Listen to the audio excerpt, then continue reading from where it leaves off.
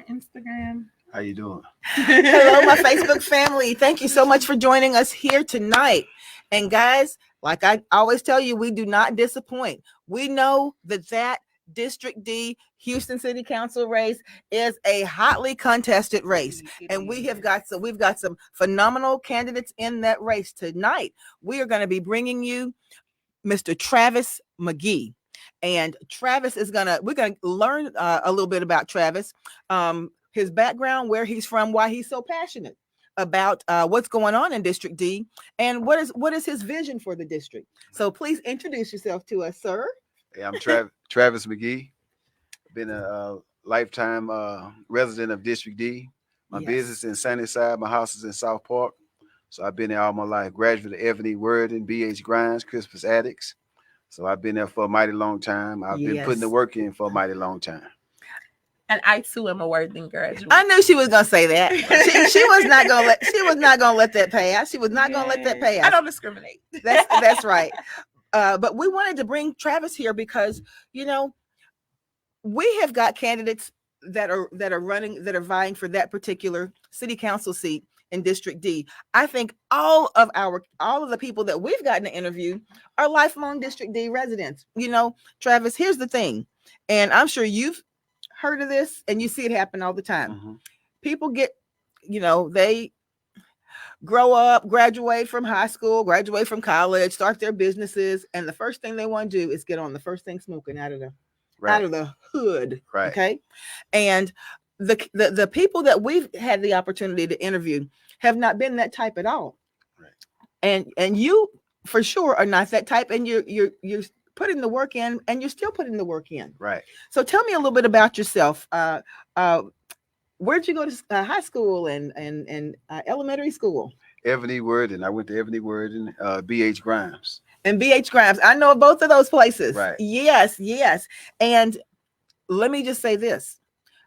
Worthing has changed a lot in the last few years. Right. Yes, it absolutely has. What are some of the changes that we've seen Worthing go through?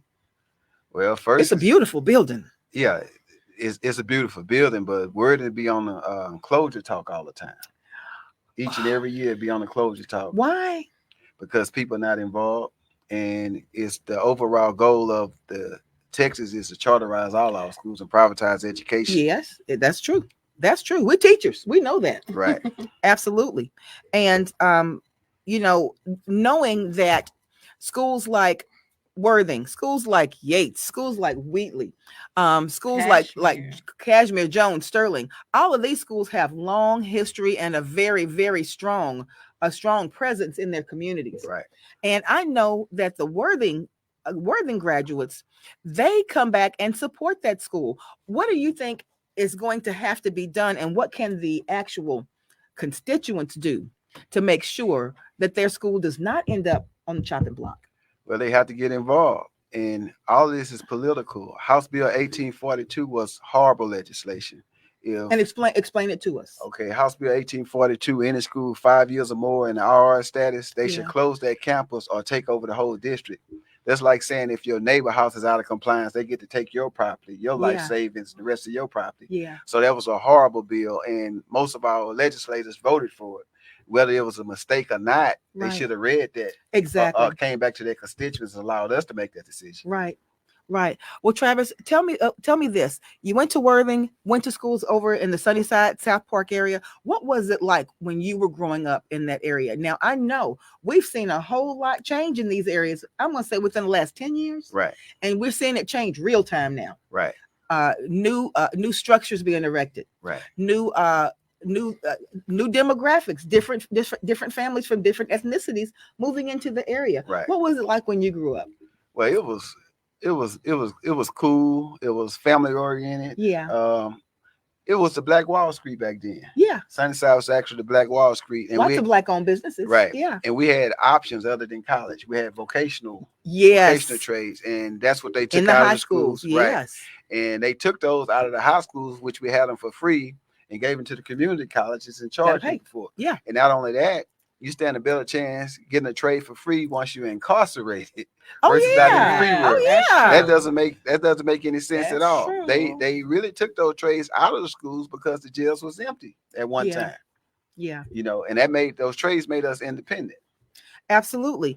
And the thing is, little by little, we have seen public education move a little bit more in the right direction when it comes to allowing some college to be gotten for free in high schools. Right. But I think you're absolutely right. As far as having everyone does not want to pursue a 4-year college degree. Right.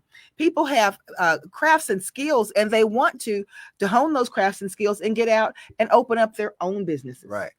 And that is not something that it seems like that people are looking at and taking seriously. Right. And now more so than ever, Travis, with the advent of the internet, where people can self-promote.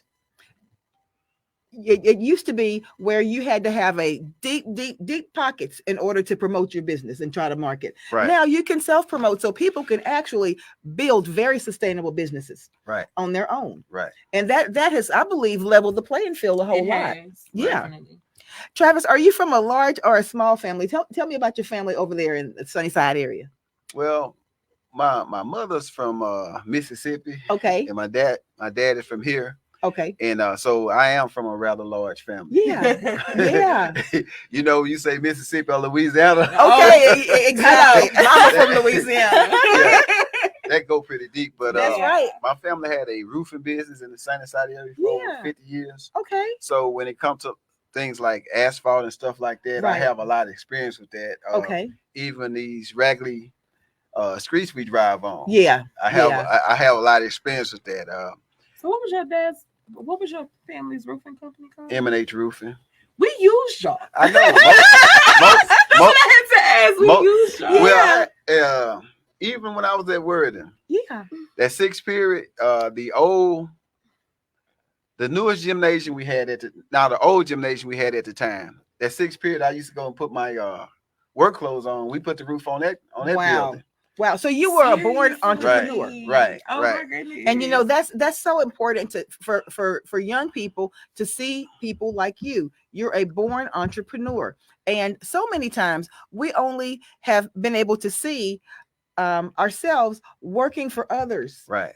And working for companies and being at the will of others. Right. But when you have entrepreneurship in your blood, it's easy to pay it forward. Right. Absolutely. Travis, now, did your parents teach you about community and being a catalyst for change, or where did it come from, where you looked around and you saw things and challenges that were going on in your district? Right. And you said, wait a minute, it's got to start somewhere. Why not with me? Well, yes, my parents instilled that in me to stand up for what's right. Yeah. Even when nobody else does. That's right. You have to do it. But this started way back in Worthing. I remember they came over and asked us, can we compete with Ballet and Lamar on the STAR test?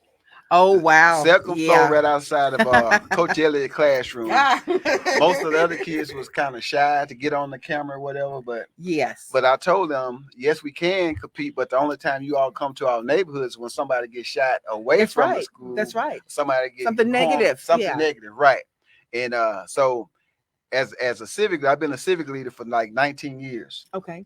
And I was just tired of how the city was overlooking our areas. Yes. Right. It's always an excuse. You call 311, you get 311 excuses. You call 911, you got to answer 911 questions. Okay. Yeah. And that's unacceptable. Yeah. We have 9-foot lots in our area, even after someone to get raped and killed, and those lots still exist there. That's right. I remember that. Right. That's right. You had at one point, water used to stay in our area like two weeks at a time, stuff like that. We have this drainage fee that we're paying now. Rebuild Houston. It's over $1 billion sitting down there. But look at the conditions of our neighborhoods. Right. Everybody always hollering about they from the hood and this and that and that and this. Yeah. They only say that when they in the hood. Right. But when it's time to actually represent the hood, you can't find. Yeah. I'm talking about on some of these elected seats. Okay. Got you. They get amnesia. You can't find. They missed in action. Yeah. So that's what drove me to do it. I mean, if I'm not going to do anything about it, I can't complain about it either. That's right. That's right. And I'm a stickler for that. If right. you're not going to get involved, keep your mouth closed. That's right. And Rebecca's going to ask you something, but let me throw this out there, Travis. How have you found that it's hard when if you were leading the charge for something? Mhm. Is it hard to get people behind you? A lot of times people like to push somebody out to the front, but then when you need that army behind you, it's not as easy. I agree. Yeah. Okay, let's go back to the Sunnyside Multi-Service Center. When they was Yes. trying to place that on top of the dump, Right. I spearheaded that. Yeah. We stopped that. Yeah. We stopped that. 2018, when they was trying to hand the schools over to the state den, we was Yeah. there from 4 that evening to almost 1 o'clock the next morning. Yeah. I spearheaded that. We Yeah. stopped that. Yeah. See, people always want to holler, we this and we that. Yeah. But when you really need that army behind you, Right. most likely they're not there. When they was Wow. closing grounds, we put over 300 people in that school to try to stop it. Yeah. Each and every time they came out to Ebony Worden, Right. I was right there. Yeah. And when sometimes, when you say I this, I that, people want you to say we, but we wasn't really there. Right. You know what I'm saying? Yeah, I wish yeah. they was there, so it'll be much easier for us Right. to fight this thing. Yeah.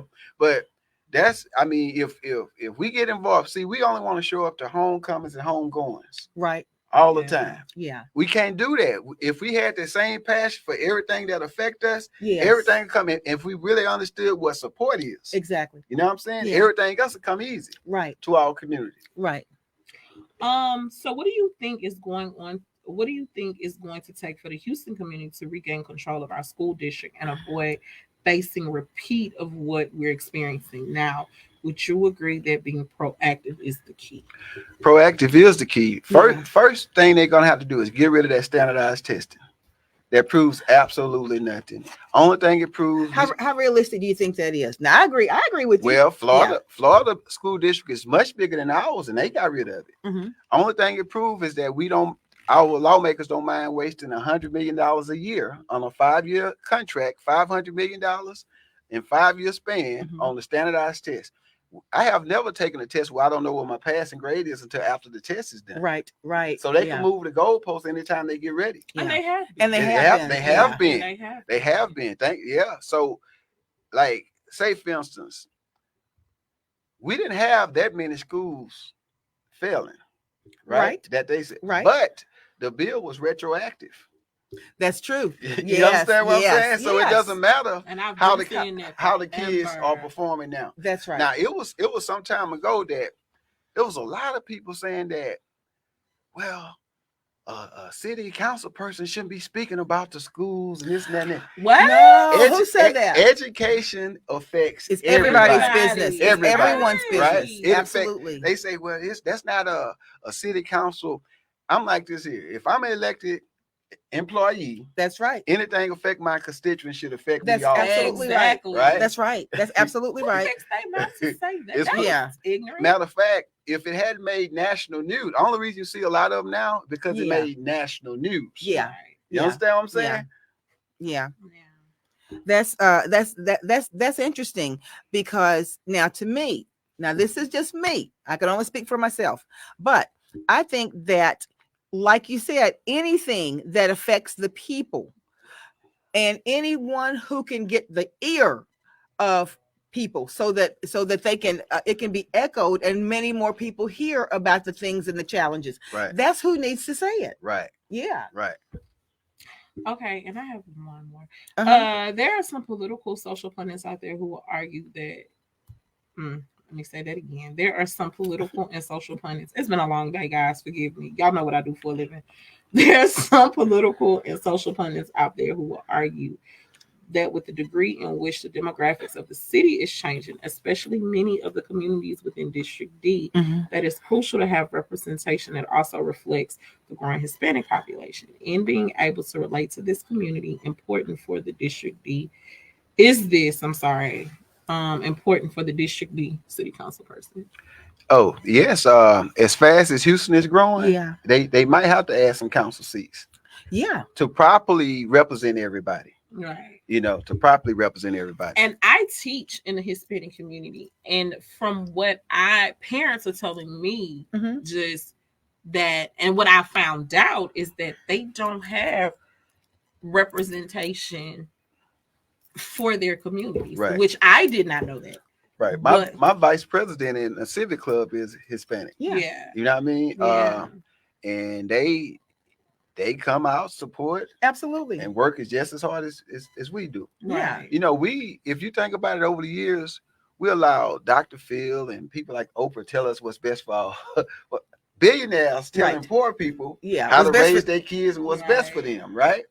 You know, but like I know how to do carpentry work, roofing, some of everything, right? Yes. Mhm. I was going to Texas Southern for law. Yeah. I didn't get that far, but I couldn't afford it anymore because they did not I give hear me financial aid. That's right. But I knew how to build things and Yeah. put roofs on, Yeah. plumbing work. You name it, I know how to do it. And I Right. teach the young men in the neighborhood the same thing that I've learned.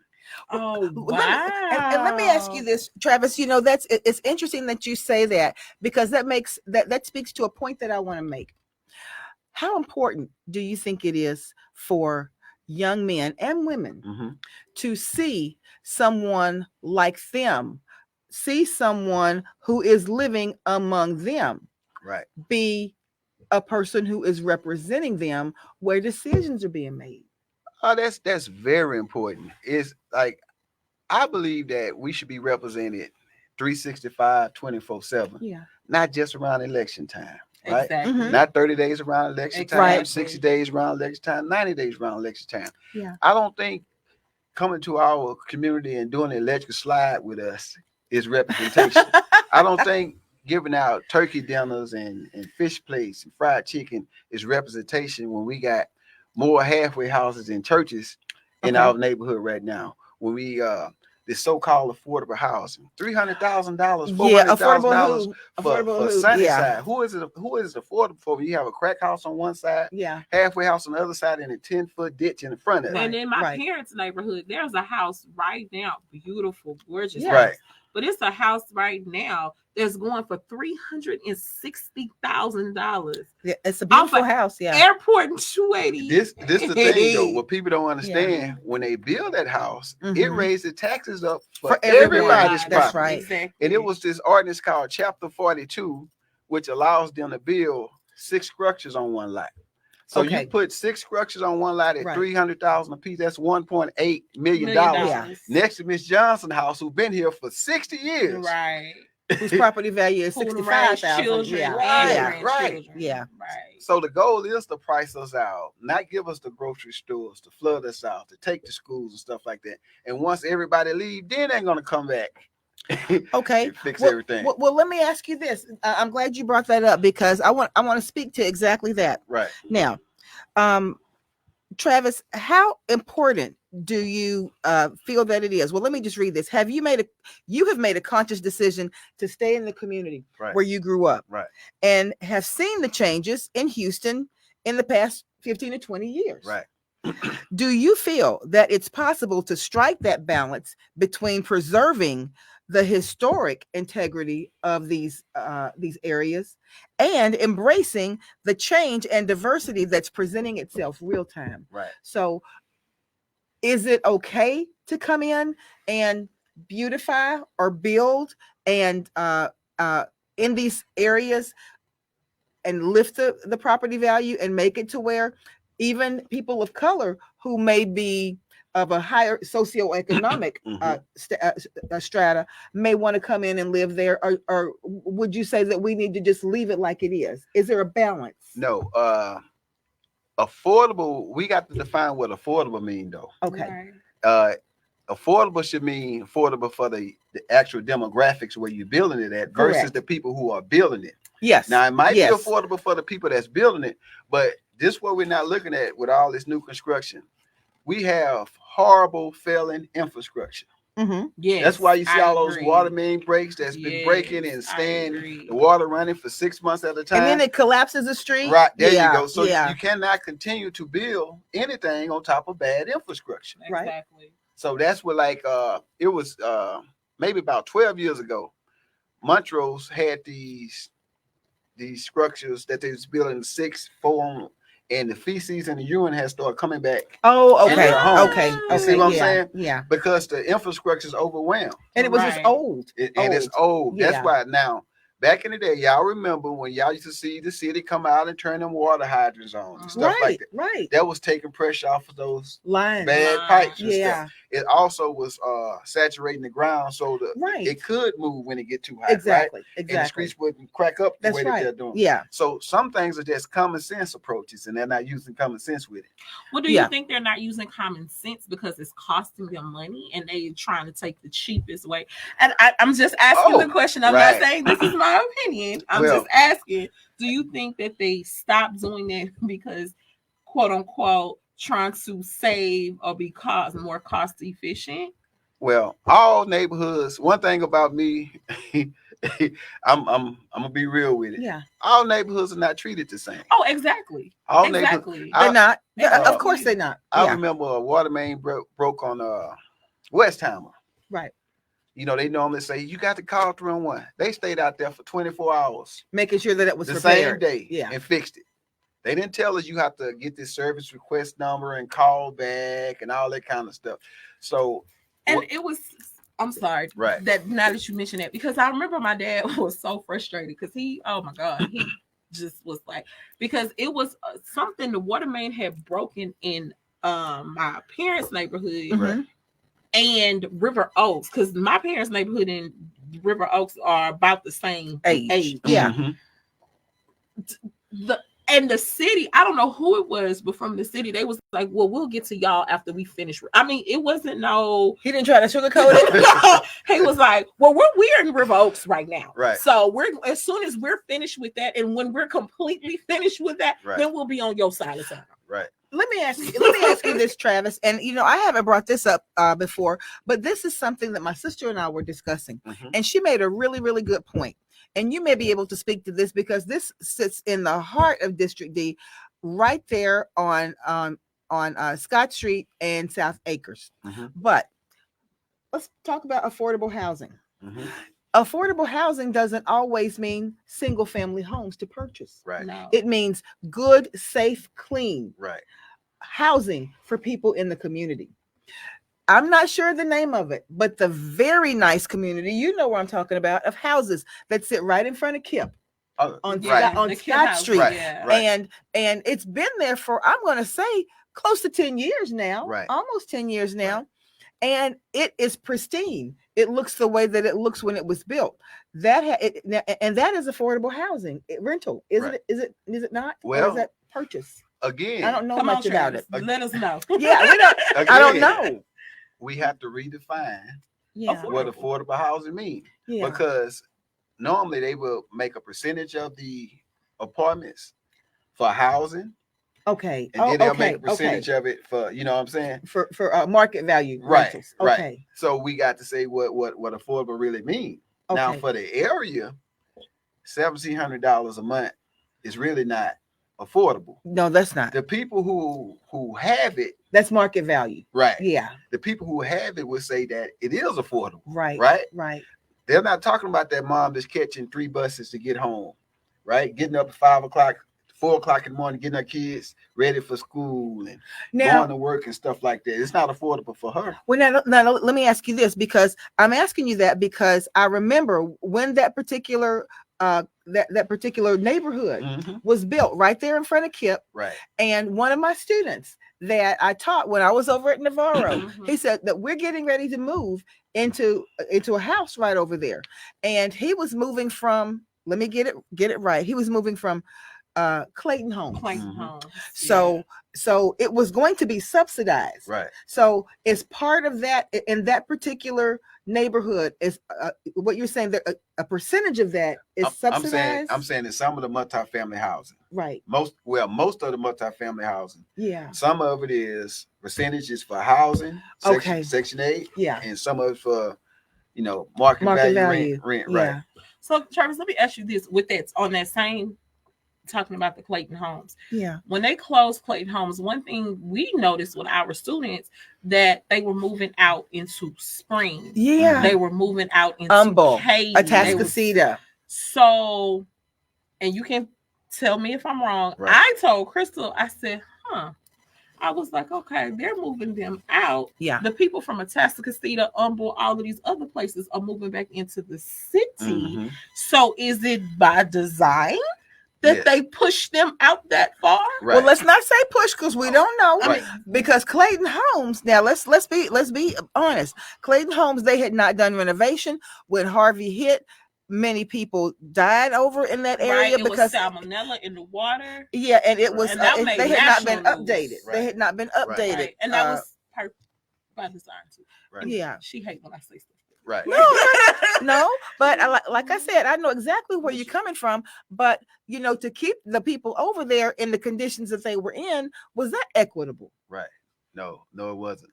But I think if they would just put we the people first Yeah. versus Hello. politics, Yeah. Hello. because each and every time, well, if you've been living in Houston, it don't have to be a storm for your house to flood. And Mm-hmm. people of color for the longest, they really didn't know what flooding mean. You don't have to have That's right. It 3 didn't feet flood of in the water. hood. Yeah. Right. You Yeah. don't have to have 3 feet of water in your house. If that water leave the city Yeah. detention at any time Right. and enter your house from the ground level, you flooded, Exactly. That's right. right? Yeah.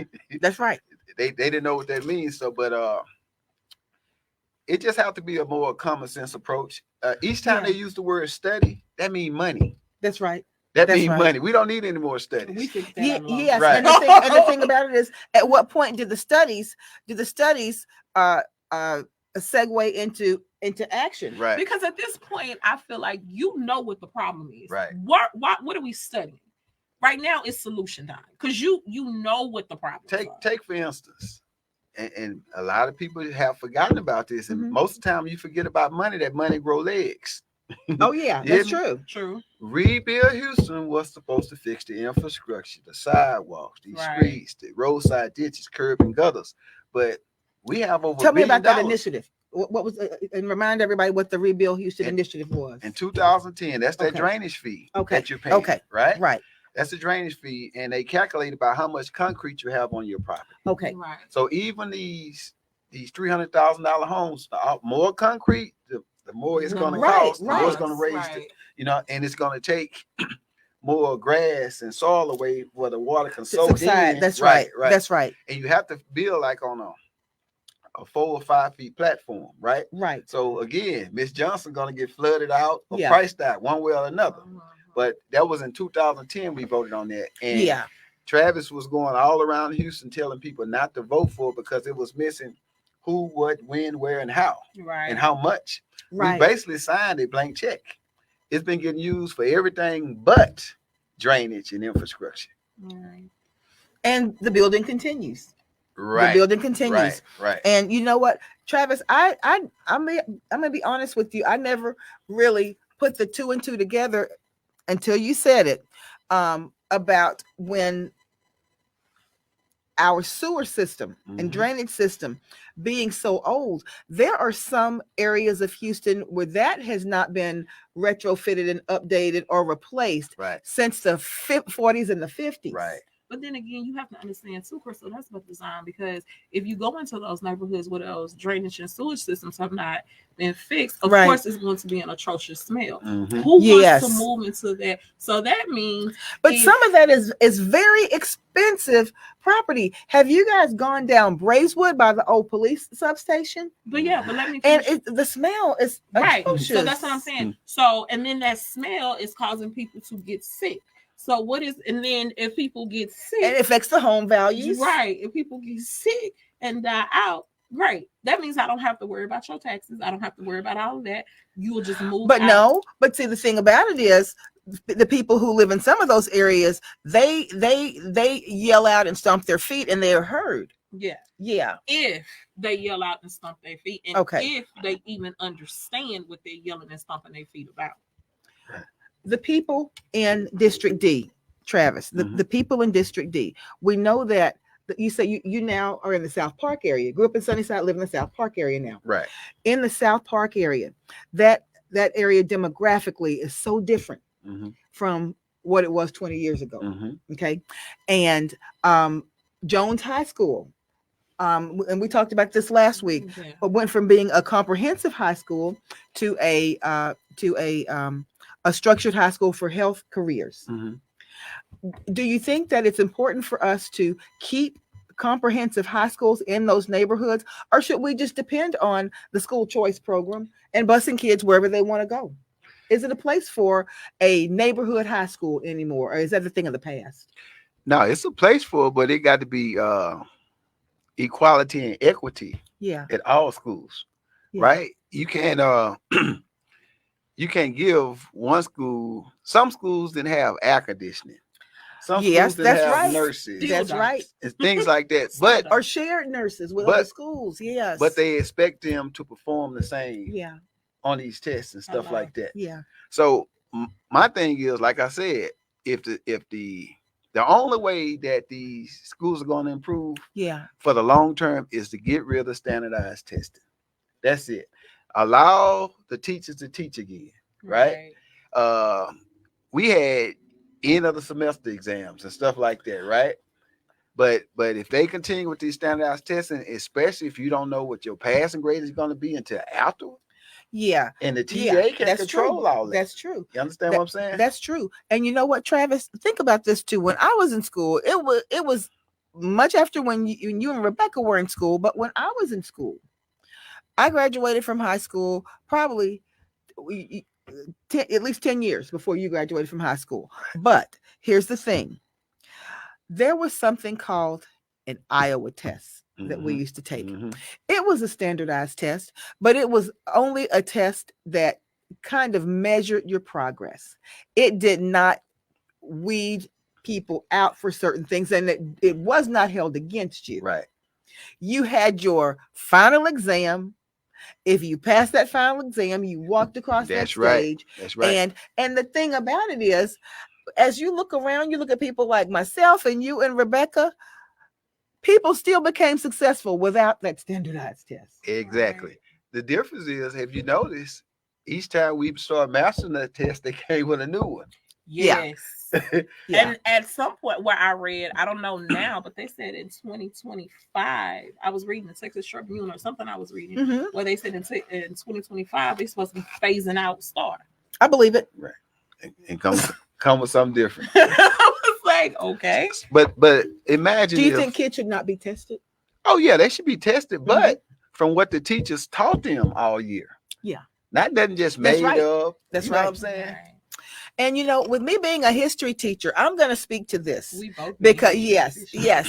I'm going to speak to this. I'm a U.S. history teacher, and I teach 8th grade students. So students 13, 14-ish years old. And some of the passages that are put into the STAR test for these kids to matriculate and to be able to maneuver through. It's a whole paragraph that's written, Travis, in Old English. Now, it's so you cannot feasibly say that the words are not in English. They're written in English, but they're put together totally differently from the way that people speak. Right. And to ask a student at 13, 14, 15 years old to decipher what is being said there. Right. Is that when it's difficult for me as an adult, I've got to read through it with a much broader vocabulary, with a much broader frame of reference than a 13 or 14-year-old. Right. Is it equitable to have that student reading through that and trying to figure out, decipher what's being said and answer a question or to write a passage based on that? It seems to me as though that is a prime example of attempting to set students up to not be successful. There you go. And I'm saying that as the teacher. And this is what I said, and I've told Rebecca this. I told my supervisors this in the school district that I have taught in for a long time. I said, you know what? What would not be advantageous about when these tests are being made, to have a symbolic group of 8th graders from across the state sit and look at this. Look at how it's now. Think about how you spoke when you were in the 8th grade. Did you have nearly the vocabulary that you have right now? No. Okay. Were you able to, did you have the frame of reference as far as being able to experience different things in life that would make you look at things or be able to understand things differently? At 13, did you have that? No, we didn't have too much of that. Absolutely not. Okay. So let's get this sampling of eighth graders from across the state to sit down from all different types of communities. Let's get 10 of them, 15 of them, read over that test and tell us what they think about that test, if that is something that's on the level that they feel that they can be successful on. Why do we not do that unless we don't want to do that? Okay, because when you have people who are master's degrees, doctorate degrees, and all different types of letters behind their names making a test for the eighth grade, an eighth grader, well, you know what, maybe without even trying, you're making a test that someone could master who has a master's or a doctorate degree. Right. I even when we were explaining to our higher ups, because and this is so funny to me, if the school and I will say this, let me throw this in there. When this was 3 or 4 years ago, when we did that, Rebecca, I can say this, our higher ups in our district said, yes, we agree with this. This test is written on a college level. They said that. But here's my thing to the state. I'm slow. I need an IEP. But y'all write the curriculum that we teach. So if the kids is not passing, wouldn't that fall on you? I'm teaching what you are directing me to teach. So we want to say these schools are failing, is these schools, and nobody is even looking at that aspect of it. You write these curriculums and telling us, hey, go teach this. Right. This is what they should master. This is what they should understand. This is what because our teachers, and for those of you who are not educators, TEKS, Texas Essential Knowledge of Skills. This is saying from grades pre-K through 12th grade, these are what children should know by the time they walk across the stage. Right. In social studies, we have 128 TEKS. Period. From August to June, we have to teach those TEKS. Well, let's and I think, Travis, let me ask you this. All right. Do you have children who have come through the public school system here in Houston? Yes, I do. Okay. And being a parent and sending your children through the public school system here in Houston, what are some things that you have observed that you feel that maybe as a District D city council person, that maybe you would be able to, or at least attempt to have more of a hands-on say in what goes into that classroom, and especially some dollars that may be able to be targeted towards classrooms as far as what the kids are missing or lacking there. Well, or even volunteers getting them in there. Right. I discovered like some years ago that the city had gave over $7 million to charter schools from Ike funds. Yeah. So they could do the city can have more role with the schools if they want to have roles with the schools, right? But as a council person, anything that affects my constituents is going to affect me also. That's right. I'm not just going to say, well, I'm a city council person, so I can't speak on that. See, my kids, we had to relocate my kids like 3 times. Wow. In the same school district. Why, Travis? They was closing the schools. No. They were closing Grimes, they closed Rose, they closed Dotson, the only African American Montessori school in the state of Texas, they closed. Had a waiting list of 600 kids every year. Then they say they closed it for low enrollment, but they weren't letting the kids in. So that's why I say more people have to get involved though. Yeah. More people have to get involved. Stop allowing the elected employees to sugarcoat stuff and just to make them say anything. Like, if you think about it, if you don't have, I remember sitting in Worden one night, right, and it was right before that 2012 bun. I asked the question. I said, "Why y'all not standing up for Grimes and Rhodes?" Someone say, we just worried about wording. You're not going to have a wording without a feeder pattern. That's right. Hello. That's right. Please make sure it makes sense. So, for so, Yeah. so, and like I said, if we get those vocational trades back in the school, then you're going to see economic development Yes. in our neighborhoods. But yes. for big chain stores to come to a neighborhood with poor drainage, poor infrastructure, You can't not attract them. safe, You can't attract them. Exactly. You cannot attract them. Yeah. I mean, because no business owner want their store broken into every Of other course. day Of and have course. to wait 4 to 6 hours for the police to Right. show up, getting flooded because Or they're- or have that kind of loss due to theft constantly. Right, exactly. Yes. the insurance is going to go up by the area code alone, Right. the zip code alone. Yeah. Yeah. And let's recognize some of these people who have commented. We've got Sid out there. Hi, Sid. And Boris. Boris says Spring ISD told the state, actually, I think it was Spring Branch, Boris, but yet and still, this was just last week. Spring Branch ISD told the state that they would not be sending money for recapture.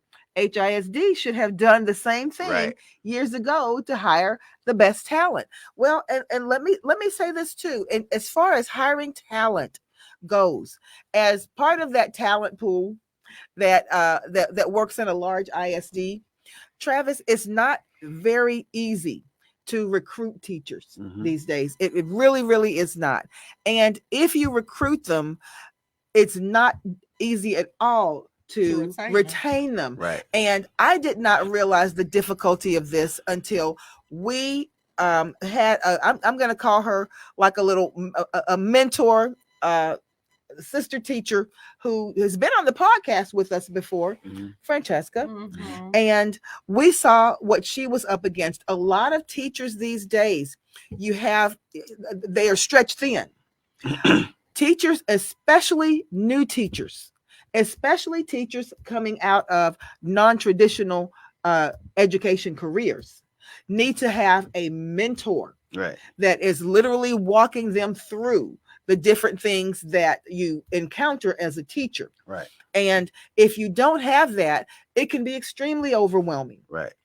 And with the veteran teachers stretched so thin, who has the time to mentor? No one really has the time to mentor. But we ask this particular teacher, Travis, how is it that are you coming back next year? Right. And she said, I just can't tell you. And this was a first year teacher. Right. So I can't tell you how much that type of sentiment is echoed throughout the district year after year after year after year. Right. And it's just difficult to retain them. Right. So I have a question for and you, it's not Travis. just the money. Okay. I have a question for you. Mhm. As a future city council person, and you have businesses who want to come into District D, and they say, well, yeah, I want to, but this don't look feasible for me. How would you attract them, and not just attract them, but retain them? Because more businesses bring in more money for the district. Right. So if in District D, I mean, it's doing okay. It's growing. It's growing. It's being one of the largest districts in the city of Houston. Right. Yeah. But if they say, you know what, I do want to put money into this district, I want to come and I want to have my businesses set up here, but they can demand things too. Right. Yeah. But it's just not attractive for me to do it. That's a good question, Rebecca. Say, okay. Well, How you being a business owner yourself, by the way. Well, tax abatements is a good thing for business, especially big chain businesses, right? So what I would do, government entities swap property all the time, right? So one of these sites where they close the school, I will offer that as a swap with Harris, with the city or somebody to attract. Like HISD could swap with the city properties, right? Right. So I will offer one of these properties to a HEB or a Kroger's or something like that, right? One of the sites, right? Yes. Tax abatement. Now, but you have to make sure the infrastructure is correct, right? Yeah. And not only that, I will form co-ops within District D. All the the trades like the plumbers, the electricians, they would have to Right. register with my district. So say for instance when a water main break, instead of waiting 6 months, I call one of those plumbers from my district. And they already have been vetted. They already been vetted. Yes. They already licensed everything. Right. And have them submit a bid, just like those Right. other bids that come through that nobody ever gets to Right. see. Not only Yeah. will I do that, but I will have a kid working under that plumber to Mhm. learn that trade Apprenticeship. also. Apprenticeship, Yes. Right. to keep it going. Like I said, during the February freeze, That was terrible. it That was It was that horrible. That was But- terrible. I was able to go and take some youth with me Right. and replace some of those pipes Yes. for the seniors and stuff, right? Oh, And wow. show them So- how to do it. Yes. So the young man was with me. He had already made $500 off the house that I made for that one day. Wow. One day. And he So, could see that. It Yes. was a water main break at the water meter next door to the house I was working on. Yes. The city had already dug it up, but it was on the customer side. Okay. So I allowed him, I told him what to do, right? Yes. $375 for that is dirt cheap, Right. right? Right. I kept 50 and gave him the other Yeah. $325 for my Yeah. material, right? Right. Of So he course. left there with $825 for that one day. So he had his mind was open. His mind was Right, open. right. And that's just the power of exposing young people to something. But think about it. If Travis is doing this, and I'm just one person, yeah. why isn't our government entities Yeah. doing this? Why are our tax entities not doing the same thing? Right? Right. It doesn't make any sense. It took 12 years to build Ebony Worthing. Yeah, it did. Yeah. It took a long time. So they should have had those kids learning some of that stuff at the sixth period Absolutely. and stuff like that. Yeah. You understand what Yeah. I'm saying? yeah. Rebuild Houston for the next 50 to 60 years. It's going to be net vocational trades Okay. taking place in the city of Houston. Each and every time it flood or hurricane come, it pushed that construction back another 15, 20 years. Wow. So why not train our kids Right. for these jobs? Yeah. Right? Yeah. They contract the work out anyway. That's right. It doesn't make any sense. So if you train them for it, now you have your tax base stand here in the city of Houston. Right. Yeah. And I And like in the community. In the and community. I like how you said that, because even when I told you a couple of years ago in my classroom when my desk was wobbly and I had Right. kept putting in work order. Yeah. And one of my students who was in the 6th grade, mind you, one of my students said, Miss Williams, said, why you "Miss- keep waiting for a work order? You know I can fix I your can fix desk." that. Right. Yeah. He came in with his little toolbox the Right, next morning. right. Yeah. He flipped my desk over and he said, Miss Williams, well, I know what the problem is. This screw is loose. This screw is 12 years old, Right. Yeah. and was wrenched it up And he like a fixed it. brand new desk. Right. Yeah. And I've been telling people that our elected employees focus on the senior citizens because that's their voting block, right?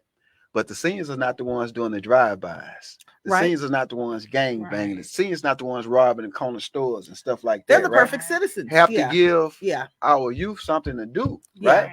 Because don't tell them if you don't go to college, you're not going to be nothing. That's Not the truth. That's not the it's a truth. lot of Yeah. millionaires don't have a college degree. That's A right. lot of billionaires. though. That's right. I know we also with the Robin Hood Project, we feed the homeless monthly. We've been doing this for like 5 years. Tell us about that. Right?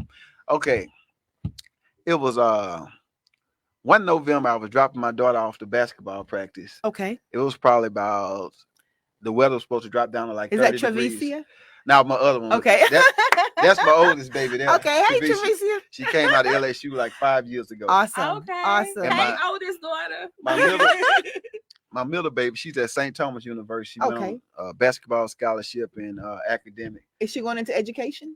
Now she's gonna be an electrical engineer. Oh. Okay. Middle Stop baby. encouraging people. Well, no, St. Thomas University they have a So- huge education department. So Yes. I noticed this guy. He had a grocery basket full of pizza boxes.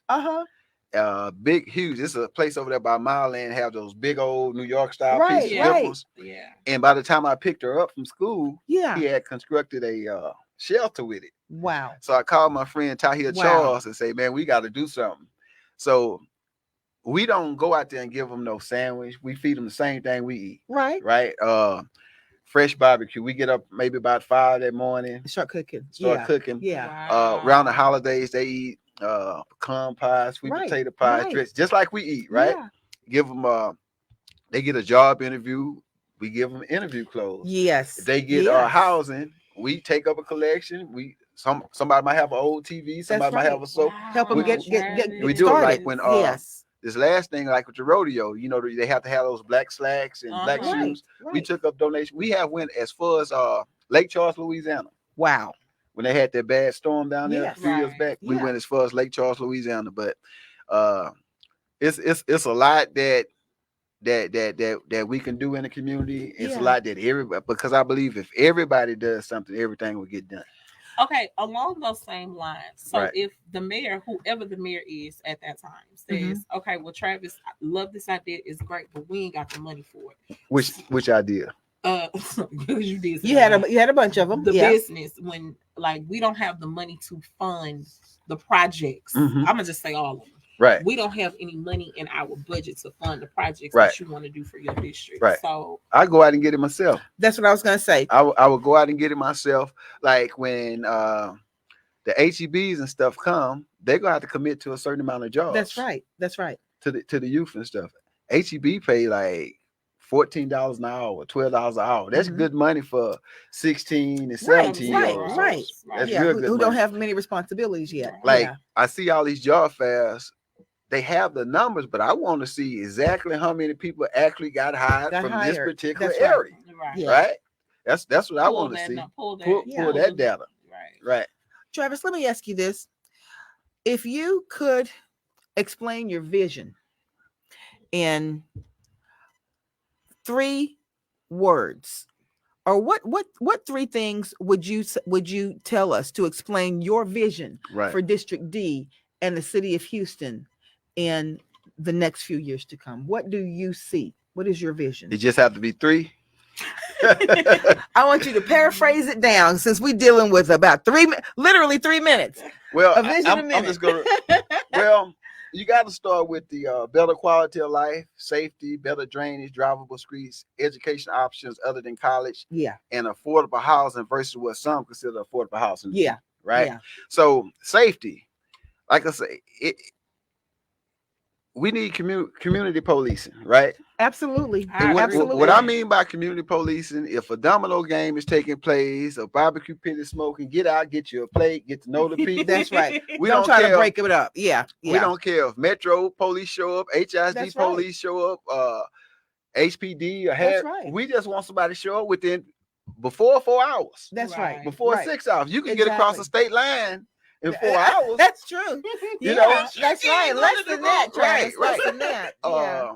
Quality of life. We shouldn't pass by now. The city ordinance is anything over 9 inches is considered weeds. That's right. But you have 10-foot lots that they pass up. Absolutely. Every day. That Every doesn't day. make any Yeah. sense. Yeah. Even during the pandemic, they was driving through the neighborhoods, putting those yellow placards up. When we had those weeks of rain Yeah. on seniors' home and stuff Yeah. like that, they was tagging cars Right. when you had to wait a month for some parts during Yeah. the pandemic. You know what I mean? Yeah. And you pass by a lot that's got grass as tall as me. Right, Yeah. right. Yeah. So it's a lot that can be done different. But the people, I always tell people for years, they say vote. That's not good enough. You need to research Right. who you're voting for, Come on, and Travis. then go Speak vote. that gospel. Yeah. Just don't go out Speak there and that give your gospel. vote away. It's too important. Yeah. Like you have people like me. I don't never see politicians tell you to research them. I tell people to research me Yeah. and everybody else. Check Yeah. my record. Check Yeah. my resume. Check. That's right. You know, and then some people will try to discredit the stuff that you've done. We had this thing called capital improvement request that the civic club presidents have to do. That's for infrastructure, sidewalks, drainage, Right. speed hump. Right. That's just an application. That's what they say, right? Yeah. So my response would be, why you didn't put the same applications in then? Yeah. You know? Yeah. Exactly. Yeah. So That's true. So that's pretty much it. I mean, we have a chance to get. I know I'm the better candidate. Okay. I'm not being cocky or whatever. Right. Just look at the track record. Okay. When we was doing it with the Multi Service Center, we was going up against environmental lawyers. A lot of Yes. people don't know that. Yeah. I don't have a law degree, Right. but we won. Yeah. We Yeah. won. They didn't all move it it. takes is research. All Yeah. it take, and that's what we did. We researched it, took drones over the property, And walked you the have, property. and the thing about it is, you have it's so much different when you have a heart for what you're doing. You're talking about your home. Right, You're talking about where you grew up. right, You're talking about where you're raising your family. right. Right. And that makes all the difference in the world. Travis, if someone, we're closing out, but if Right. someone wanted to reach out and get in touch with you, if they're interested in working with your campaign, if they're interested in connecting with you, how would they do so? TravisForHouston@gmail.com. I even Okay. give you my phone number, 832-488-7709. Oh, you bold. This hey, I'm real. This Yeah. this election is very, very, very, very, very important. Now, if your condition of your community of District D has not changed, Yes. maybe the leadership Okay. of District D should change. Okay. I mean, that's just we sugarcoating this, but It is what it is. year after year, man, our neighborhood look exactly the same. Yeah. Everybody should be tired of those "I'm gonna do" speeches. I'm gonna do this. But what have you done? Right. And the people need to stop falling for those cheap smiles and "I'm gonna do" speeches and get behind the people who have actually been putting the work in. I just didn't pop up out there. I've been out there. You can go to articles from The Chronicle found things newsworthy. I didn't call them; they came to me. Right. You know. Yeah. So I mean, it's just a track record. And anytime a person have this type of passion that they don't get paid for, right? Oh, yeah. You need to pay attention to it. Matter of fact, sometimes they blame the civic leaders, for the illegal dumping, the condition of the streets, and the poor drainage and stuff. I don't have a budget. I don't have a platform. I don't have the department heads down in the city. That's ignorant for them to blame, right? Because you don't have the resources to get none of that done. Right. You just put the word That's right. out. Right. That's right.